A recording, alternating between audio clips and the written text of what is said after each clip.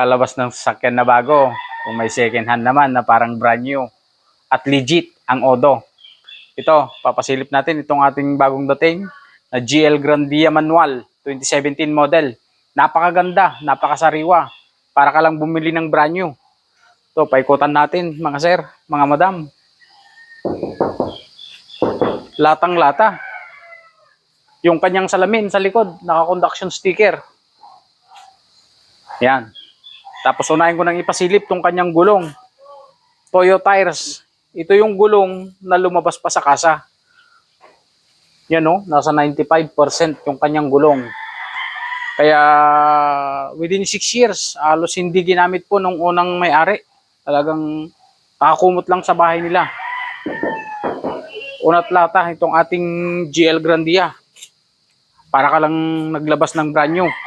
From dito sa harap, Toyo tires din, 95%. Yan. Taikutan natin hanggang sa harap. Napakalinaw yung kanyang headlight. Paglight, mayroon na rin po. Tapos yung kanyang conduction sticker, napakalinaw. Original po yung salamin sa harap. Tapos itong kanyang mga grill sa harap, napakinis po. Wala pong mga galos yan. Napakakintab. Hanggang dito sa headlight, sa may right side. Napakasariwa mga sir. Itong side na to, unat lata. Wala po siyang retouch, walang gas-gas. Talagang makintab na makaintab. Orig paint po siya. So yun. Unahin na natin pasilip tong kanyang gitna. Sorry, naka ano pala to. May remote alarm na rin pala itong ating GL Grandia mga sir. Ayan o. Yun. Meron na po siyang seat cover. Nabili natin. Pero kita nyo naman. Hanggang dito sa kanyang mga pakan. Napakaganda. Halos hindi ginamit talaga. Ayan o. Amoy bago pa siya. Carpet. Hanggang sa ilalim. Sariwang sariwa. Itong apakan niya dito. Wala po siyang mga galos. Maging yung kanyang mga tools, mga sir, mga madam. Talagang napakakintab. Di pa po nagagalaw. Yan. Hanggang doon, mayroon na rin siyang warning device. Kompleto po yung seat ng kanyang tools. Yan. Yung kanyang ceiling. Napakaganda. 99% wala ka nang gagawin dito sa GL na to. Sasakay na lang po kayo. Dahil, yun nga. At ang Odo pa pala nito, ipapasilip ko po mamaya. Napakababa. Yan, napaka-smooth po ang pagsara. Silip ko po yung kanyang harapan. Intact na intact. Yung kanyang pinto, wala pong mga galos, napakaganda. Maging yung kanyang mga dashboard, airbag, intact na intact. Compartment. Yan, meron pa po siyang manual booklet. At ito yung kanyang warranty booklet. Meron din siyang kasa record. Kaya ang tinakbo po nito, papasilip ko sa inyo mamaya, 13,000 lang po mga boss, mga madam. Maging ang kanyang ceiling sa harapan, naka-plastic, nakabalot pa po. Gumagana po lahat. Aircon, stereo, mga ilaw. Lahat po ng gauges, gana po lahat yan.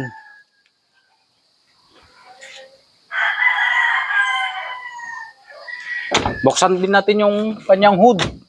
Yan, napakatang pagsara ng kanyang pinto.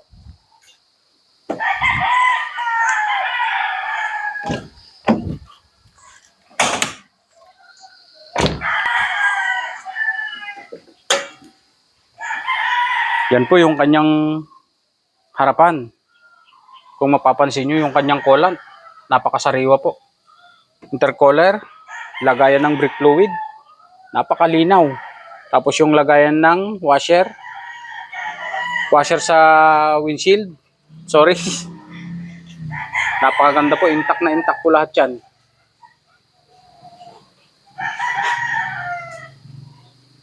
Yun. Pati yung pagsara, napakaganda. Papasilip din natin yung sa likod, maging yung kanyang spare tire. Papasilip ko na rin po sa inyo.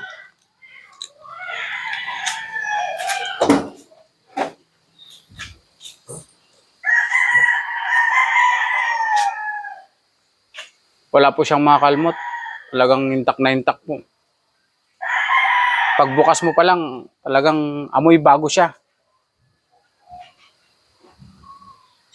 Halos hindi pa raw po na upuan itong mga upuan dito sa likod. Ayan. Buong buo.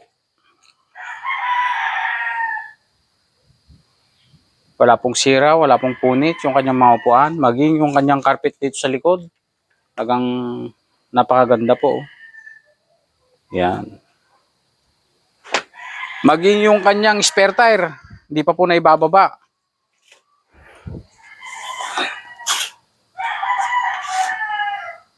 Yan po yung kanyang spare tire. Brand new.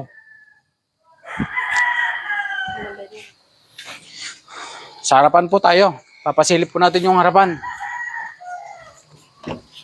Start na rin po natin.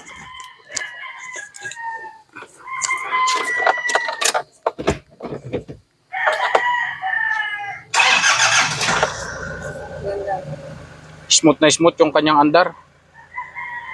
Yan po yung sinasabi ko kanina. 13K Odo. Urig Odo po yan dahil meron po siyang kasa record. Talagang halos hindi ginamit nung first owner. Kung mapapansin nyo yung kanyang ilaw po natin. Manibela. Napakagaspang pa. Maging yung kanyang kambyo. Talagang sariwang sariwa po. Stereo. Working po lahat yan. Hazard. Yan. Aircon. Napakalamig. Park light. Yan. Maging yung pag light. Nagana rin po. So, pag binili nyo po ito, halos para ka lang naglabas ng brand new sa kasa. Ayan. Kaya sa mga naghahanap ng ganitong klaseng sasakyan, baka pwede po sa inyo to.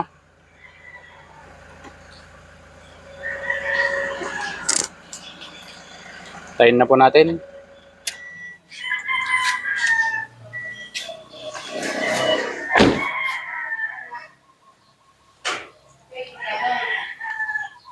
So sa mga naghahanap po ng ganitong klaseng sasakyan, pamilya, pang negosyo, kung interesado po kayo dito sa ating GL Grandia, ilalagay po natin yung ating contact number sa baba ng ating video para madali nyo kaming kontakin. Kung sakaling magka-interesado po kayo dito sa ating GL na manual 2017 model 3.0 engine. So kung nagustuhan nyo po itong ating GL, baka pwede nating i-like, i-share, o kaya mag-subscribe sa ating YouTube channel para lagi po kayong updated sa ating mga bagong darating na sasakyan. Long time no vlog po mga boss, mga sir. So ang halaga po pala nitong ating GL Grandia, binebenta natin siya sa halagang 320 million mga sir. So ano pang hinihintay nyo? Tawag na.